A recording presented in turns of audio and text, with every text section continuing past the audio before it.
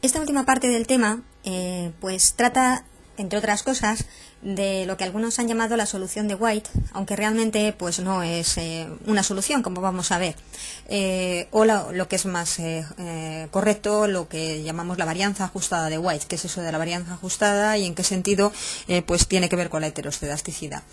Bien, pues tiene que ver precisamente para aquellos casos muy difíciles o casi imposibles, en donde la heteroscedasticidad sabemos que existe porque el test de White pues da significativo, el test general, ¿no? Pero luego cuando vamos a mirar cuál es la variable culpable, no encontramos ninguna cuya t diga que esa variable es significativa como explicativa de los residuos al cuadrado. O bien, el caso contrario, que hay demasiadas variables explicativas que son relevantes para explicar el residuo al cuadrado y entonces pues no es fácil saber pues cuál es la combinación lineal de ellas más adecuada. Entonces, en esos casos, pues ¿qué queda hacer? Puramente poco. Podríamos optar por estimar por mínimos cuadrados ordinarios el modelo, con lo cual sabemos que los estimadores iban a ser ineficientes.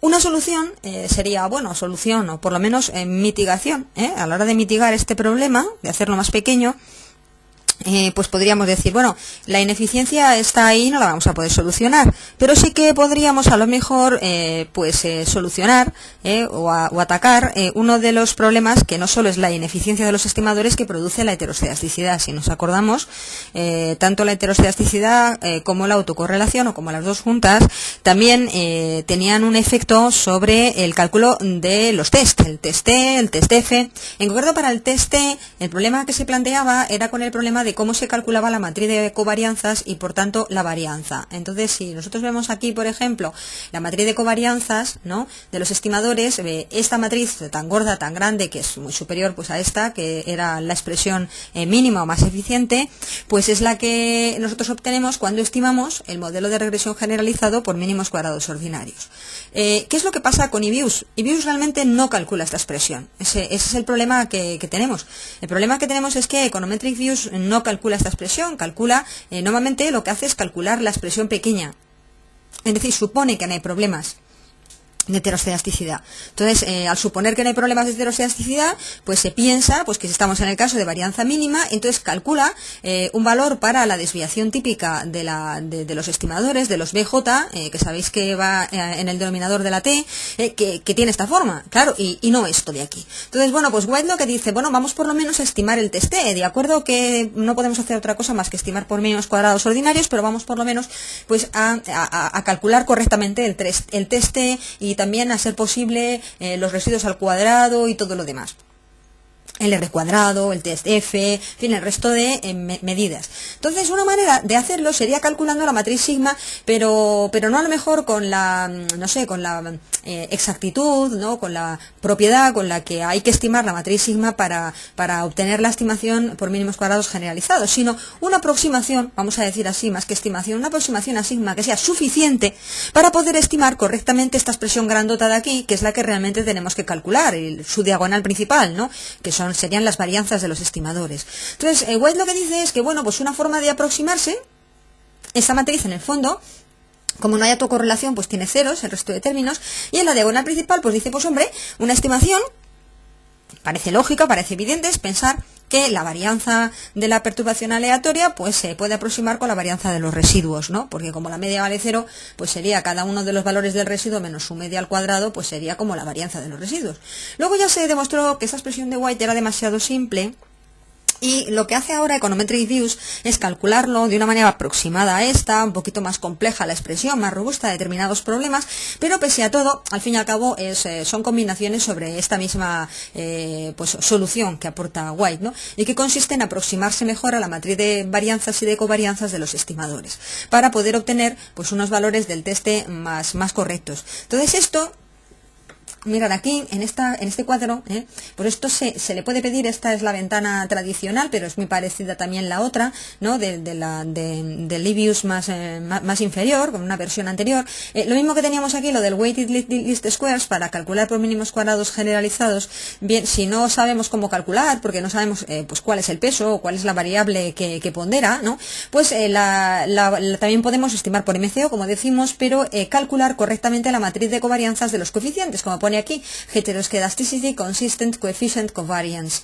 Entonces se trataría de calcular una matriz de varianzas y covarianzas de los coeficientes o de los estimadores que sea consistente con el problema de heteroscedasticidad. Eso es lo que hace. Entonces, las diferencias, como vemos, respecto de la estimación MCO inicial y la nueva, pues no están en los coeficientes, que son los mismos, son los MCO. Hemos estimado también por mínimos cuadrados ordinarios. La diferencia estaría en que aquí pone weight, heteroscedasticity, consistent, standard errors, es decir, calcula los standard errors o lo que sería S de BJ correctamente, ¿no?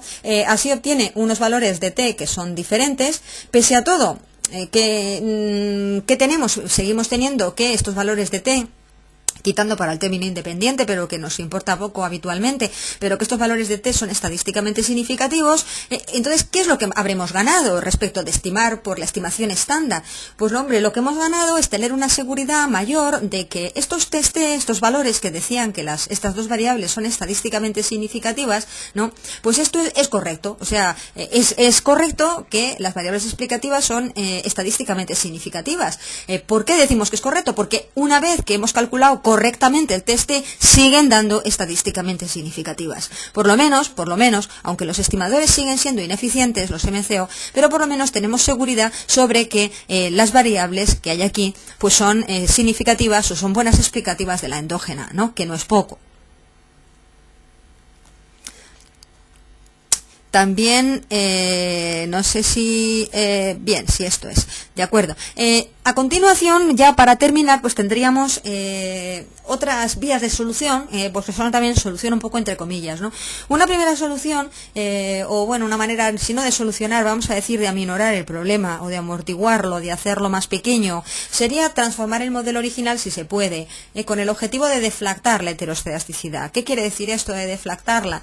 Pues quiere decir que, como ya hemos dicho antes, los residuos son una variable, ¿no? Que depende en las unidades de medida de los residuos, pues dependen de las unidades de medida como esté medida la variable endógena. Entonces, no sé si la variable endógena está en miles de personas, pues los residuos, sus valores positivos o negativos serán miles de personas, pues en las que el modelo se equivoca por exceso o por defecto. Si la variable endógena está medida en millones de euros, pues los residuos también. Si la variable endógena está medida en tantos por ciento, los residuos están medidos en tantos por ciento. Entonces, claro, el valor de los residuos, de la variable de los residuos, pues dependerá de cómo esté medida la variable endógena. Y si por ejemplo tenemos, como en el caso que veíamos de la renta y del ahorro, ¿no? Pues tenemos que, por lo que sea, nuestra muestra pues contiene observaciones muy dispares, como pueden ser por las familias y sus costumbres y sus niveles de renta, que son muy variados, ¿no? Pues esos niveles tan dispares, lo que van a motivar al final es un recorrido de la variable. Si recordáis la palabra recorrido, ya sabéis lo que es la diferencia entre el valor máximo y el valor mínimo de una variable. Bueno, pues ese recorrido será muy amplio. Sin embargo, si nosotros, por ejemplo, esa variable que está medida en unidades originales o en niveles, nosotros pues la transformamos, por ejemplo, a escala logarítmica o la transformamos en tasas de variación, pues vemos que el recorrido disminuye claramente. Entonces, al ser el recorrido inferior, también las diferencias en la varianza o en la variabilidad de los datos también van a ser menores, al menos en términos absolutos, porque también la varianza de una variable pues dependerá de cómo está medida esa variable, no es una medida relativa, es una medida que depende, absoluta, depende de los valores de la variable. Entonces, lo que hacemos realmente cuando transformamos un modelo en logaritmos o en tasas de variación, entre otras cosas, además de facilitar la interpretación de los coeficientes, que es lo que veíamos en econometría 1, además lo que estamos haciendo también es corrigiendo un posible problema de heteroscedasticidad, o si no corregirlo, pues por lo menos aminorarlo o amortiguarlo, hacer que desde el punto de vista matemático las diferencias en las varianzas no sean tan acusadas y por tanto los test de heteroscedasticidad no den tan significativos y tan agudos, ¿no? Y entonces, pues aquí hay una regla que matemáticamente y estadísticamente es cierta, y es que cuanto menor sea el grado de heteroescedasticidad, cuanto menor sea su grado, menor será el grado de ineficiencia de los estimadores. Entonces hay que procurar siempre, hay que luchar cuando no se puede eliminar un problema, pero por lo menos amortiguarlo o aminorarlo lo más posible para evitar el efecto pernicioso de la ineficiencia, o que si tenemos estimadores ineficientes, pero lo sean lo menos posible. La estimación por segmentos homogéneos pues sería lo que vimos en el cambio estructural de regresiones cambiantes, es lo mismo, es decir, se trataría de, pues si tenemos por ejemplo un antes y un después, y tenemos, como veíamos en el cambio estructural, pues que hay los valores tienen un mayor tamaño en el primer subperiodo que en el segundo, o al revés, ¿no?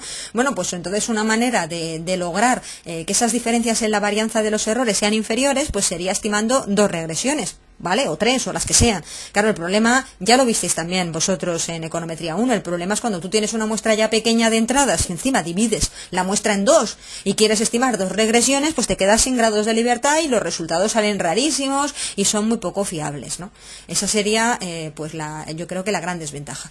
Bien, y aquí tenéis, pues de nuevo, la bibliografía que debéis de utilizar si queréis completar los apuntes. El libro Modelos Econométricos de Antonio Pulido y Julián Pérez sigue siendo el manual, aquí es el tema 14 el que seguimos. Luego también es interesante pues complementar con los libros de Green, de César Pérez y de Schmidt, ¿no? En donde pues tenéis para cada uno de ellos los temas y las páginas más convenientes.